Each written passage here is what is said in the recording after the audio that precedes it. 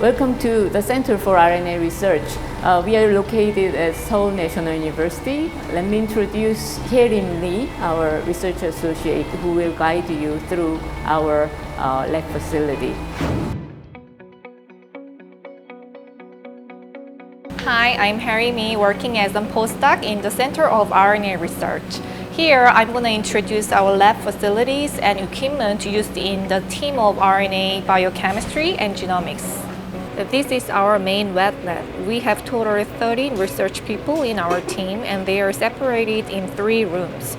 2 rooms for the wet labs as here, and 1 for the dry lab. Bioinformaticians are working here analyzing the high throughput data.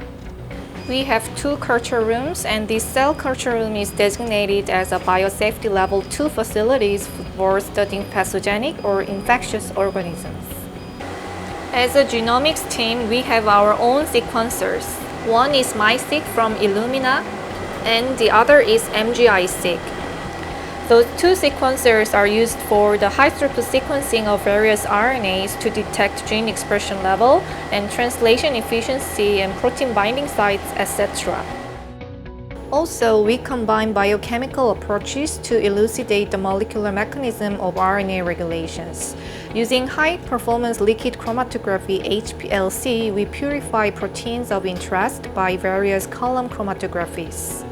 With purified proteins, we do structure studies and biochemical experiments. Using this crystallization equipment, we can screen over 1,000 crystallization conditions for X-ray crystallography to elucidate the structure of purified proteins. For biochemical studies, we have our own radioisotope facilities. Using this autoradiography imager, we check RNA-protein interaction, RNA processing site or processing efficiency, etc. With the combined approach of biochemistry and genomics, we are tackling the fundamental questions in RNA biology, unveiling the action mechanism of RNAs. I'm Hina Jung, a graduate student from Bioimmunology Research Team. I study the biological interaction between virus and host. Since our main research topic is bioimmunology, appropriate facility to deal with virus is very important. So, I'm going to introduce you our research room where virus-associated work are performed. Bioinfection of host cell is the most important experimental step to study viruses. Therefore, instruments are required for cell maintenance, and biosafety occupy the most of the space in this culture room. This is a cell incubator which provides proper environment to grow cells by maintaining constant temperature and CO2 level. Another instrument that I would like to introduce is this biological safety cabinet. This instrument controls the airflow, thus prevent outflow of the pathogen that we work with. Our lab collaborates with the Center for RNA Research in studying bioRNA processing during bioinfection, and we expect to gain novel insight into molecular mechanism of RNA biology.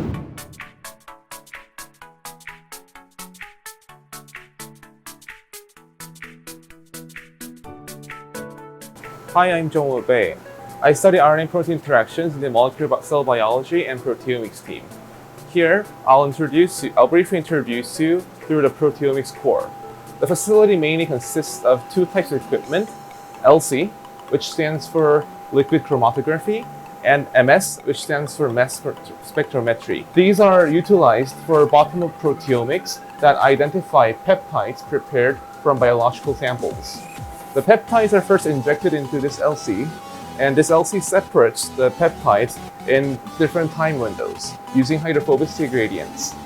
And then the peptides are sprayed into the mass spectrometry analyzer, which detects the peptides and identifies which protein it came from. Collectively, you can gain information on what kind of proteins the sample have.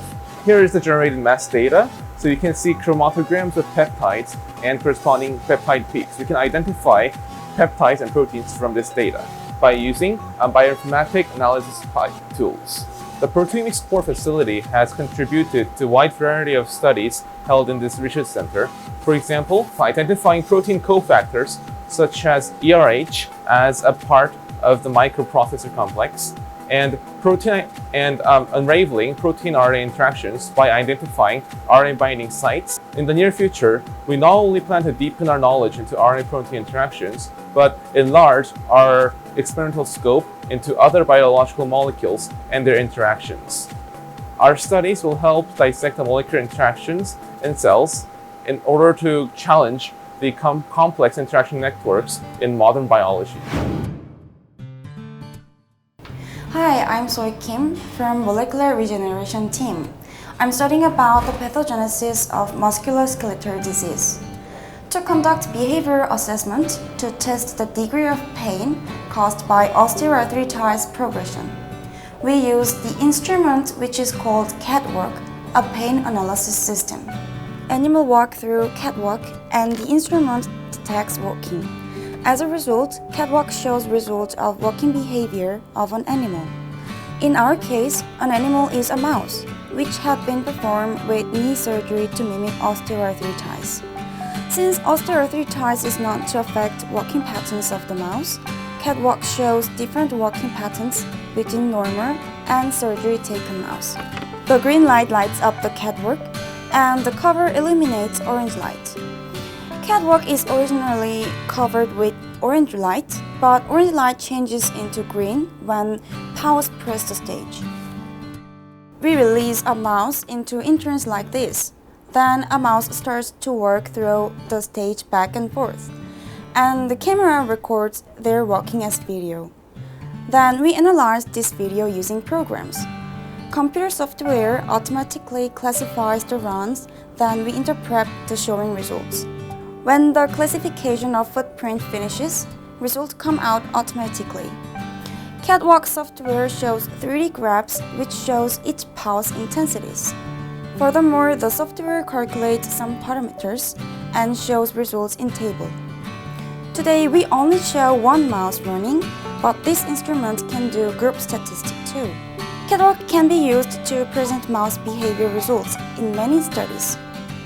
So, CATWalk helps us to process in vivo study more easily compared to manually operated behavior experiments. Our lab aims to understand molecular events taking place during degeneration of musculoskeletal systems, and thereby we ultimately aim to establish therapeutic approaches by modulating the activities of various forms of RNAs. Hi, my name is Ari Hong from Transcriptomics team. I'm working about RNA epitranscriptome analysis using nanoparticles or direct RNA sequencing. Within this nanopore sequencer, 2,000 of tiny pores embedded within membranes are ready to sequence RNA molecules. The RNAs pass through the pore, and the nucleotide bases interrupt the ionic current at different levels depending on the sequence context. We carefully analyze those signals to study the various properties of RNA molecules at the single molecule level. This squiggle shows the signal generated from the SARS-CoV-2 RNAs. Each line of the continuous signal comes from a single molecule shown in real time. The adapter signal is colored with sky blue, and poly-A signal is in green. High currents in the red are produced from purine-rich region. The data produced from the nanopore sequencer contain a lot of hidden information. We need to dig into the raw signals to reveal the exciting features more than just nucleotide sequences. Still, every hypothesis needs a unique analytic procedure to process the raw signals and huge computational resources. We have several nodes for CPU-intensive tasks and a GPU node with 8 NVIDIA GPUs. The huge sequencing data are stored in our 10 gigabit network attached storage with about 1 petabyte capacity in total. The transcriptomics team maintains the computing nodes but shares the resource for everyone in the research center.